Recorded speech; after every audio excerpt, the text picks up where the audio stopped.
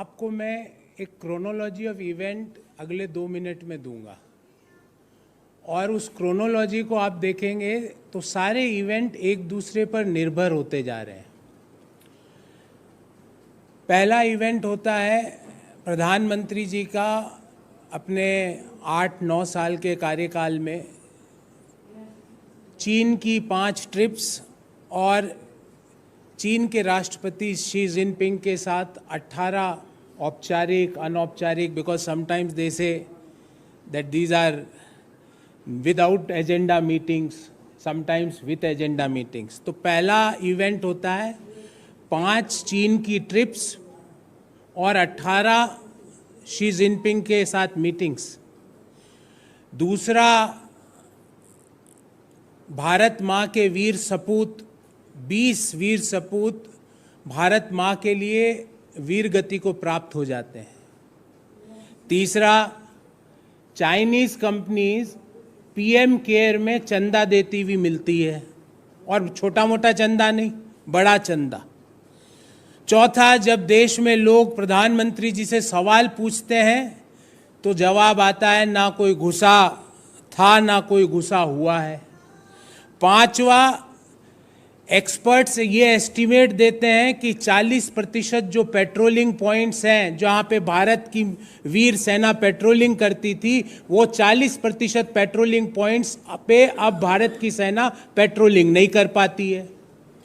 पांचवा, defence experts बार बार अपने लेखों के माध्यम से और गूगल फोटोज के माध्यम से ये कहते हैं कि चाइना भारत माँ की भूमि पर हेलीपैड बना के बंकर बना के बैठी हुई है।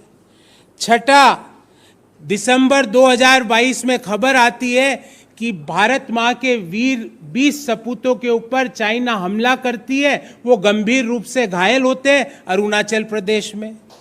छठा, मार्च 2023 में खबर आती है कि अरुणाचल प्रदेश की 11 जगहों का नाम चीन चेंज कर देती है और भारत सरकार और रक्षा मंत्री मौन व्रत में रहते हैं।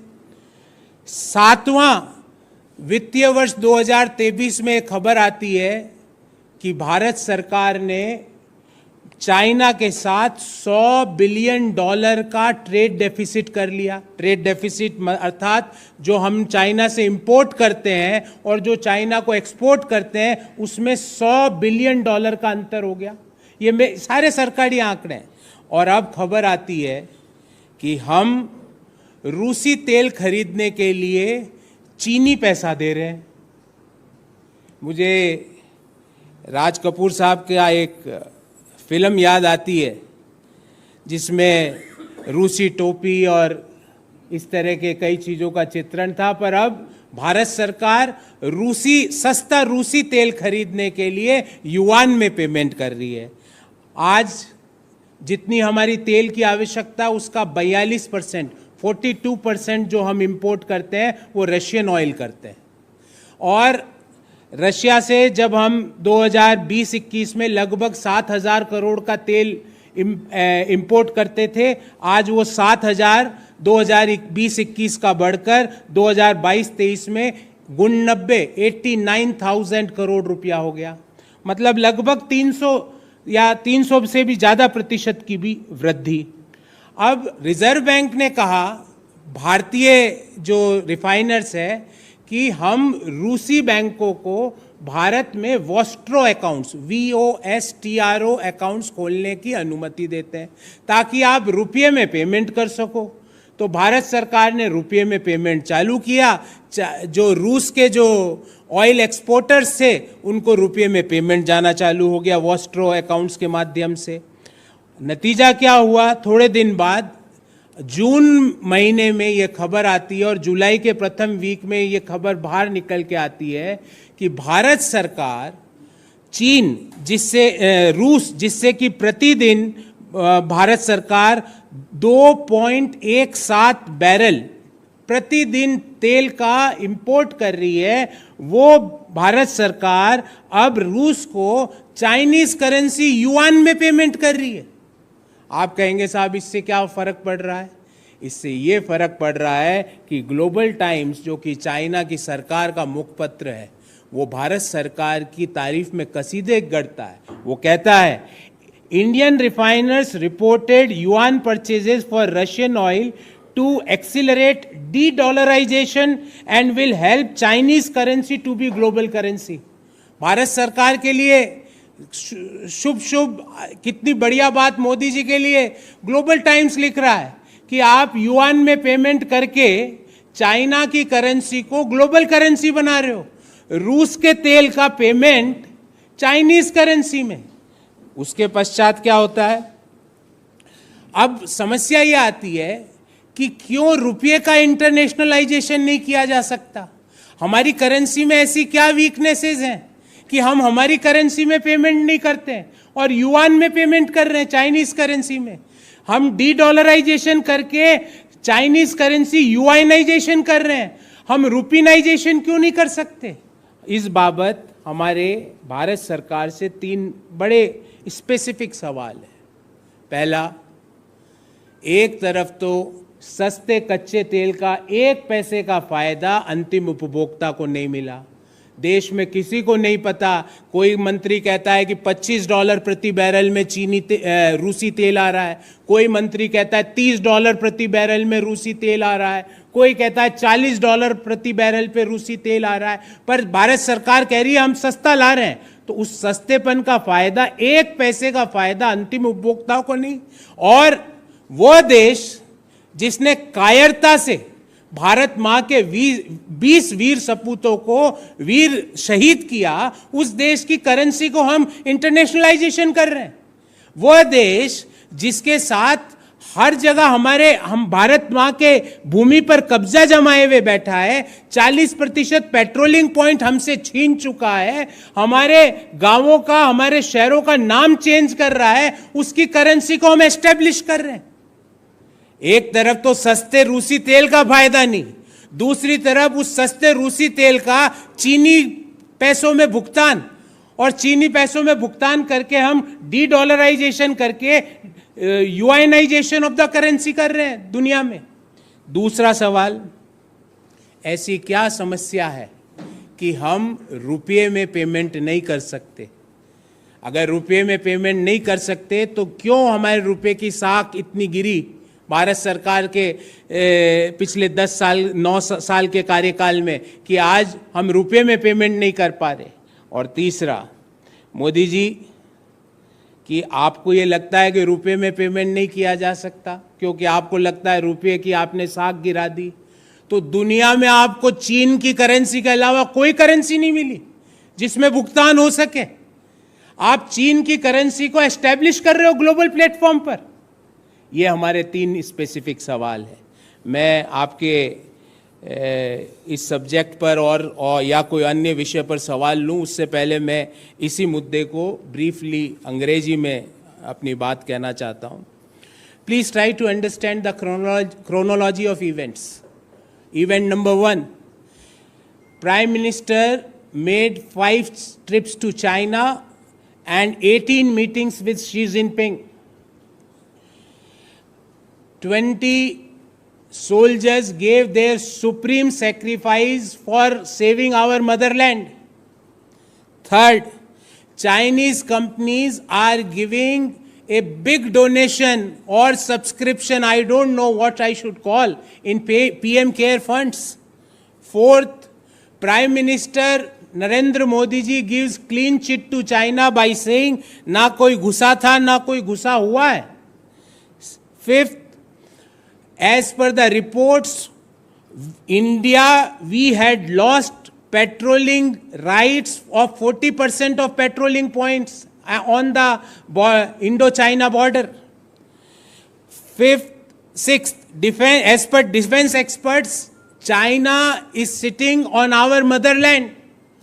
And this is not one person. Many defense experts, ex-army generals, in their various articles in various newspapers, Google photos are saying that China is having permanent bunkers, helipads on our side of LAC.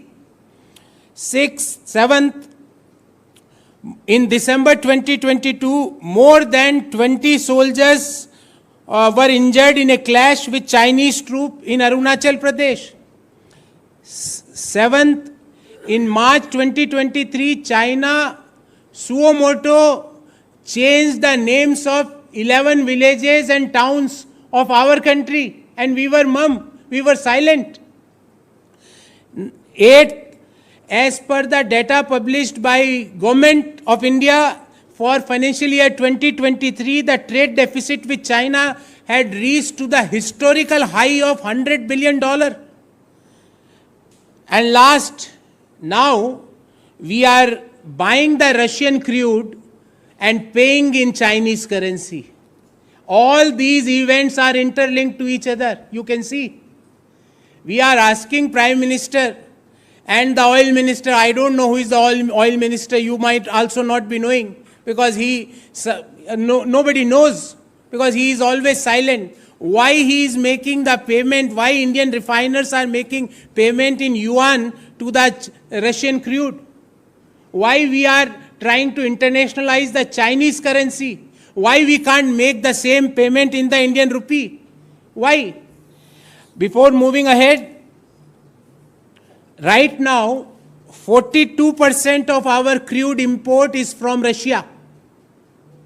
And if you want to know in the rupee terms, in FY 2021, we used to import Russian oil to the tune of rupees 7,000 crore, and right now for the FY 2023, it is 89,000 crore. Currently, we are importing 2.17 barrels per day of Russian oil. Last year, Reserve Bank allowed to open Vostro accounts to Indian and Russian banks so that we can settle our payments in rupee. But in June, Indian refiners had settled the payment to the Russian crude providers in Chinese currency, that is yuan. We want to ask the government and Modi ji three very specific questions. On one side, you are claiming that we are getting a cheaper Russian crude. Why the benefit of that is not transferred, even a 1 paisa of benefit is not transferred to the final consumer? And on the other side, you are helping China to internationalize its currency. You are helping China to globalize its currency. And in your favor, Global Times is writing that Indian refiners reported yuan purchases for Russian oil to accelerate de-dollarization and will help Chinese currency to be global currency. This is what is written in Global Times. Our second question, that why can't we settle payment in Indian rupee? Why in last 9 years, Modi ji, we had lost the goodwill, और in your terms कि जैसे जैसे सरकार की साख गिरती है वैसे वैसे रुपये का मूल्य गिरता है. तो do you still agree with this, that the goodwill of your government is deteriorating day by day? And last but not least, that Modi ji, if you feel that Indian currency is not strong enough to be paid, then why in the entire world you had picked only the Chinese currency for paying to the Russian crude oil suppliers? We want a very specific answers to these three questions. We want that what is the relationship in all 10 events which I had shared with you. ये रिश्ता क्या कहलाता है? पहले आप जाते हो 5 दफा, फिर आप 18 मीटिंग करते हो, फिर भारत माँ के वीर सपूत शहादत देते हैं, फिर आप क्लीन चिट देते हो, फिर $100 बिलियन का ट्रेड डेफिसिट बढ़ जाता है, फिर आप लास्ट में कह देते हो कि अब युआन से पेमेंट करना चालू कर दो. ये रिश्ता क्या कहलाता है प्रधानमंत्री जी? आपका चीन से ऐसा क्या प्रेम है कि आप भारत की मुद्रा को छोड़कर चीन की मुद्रा को इंटरनेशनलाइजेशन करने पर लगे हुए हैं?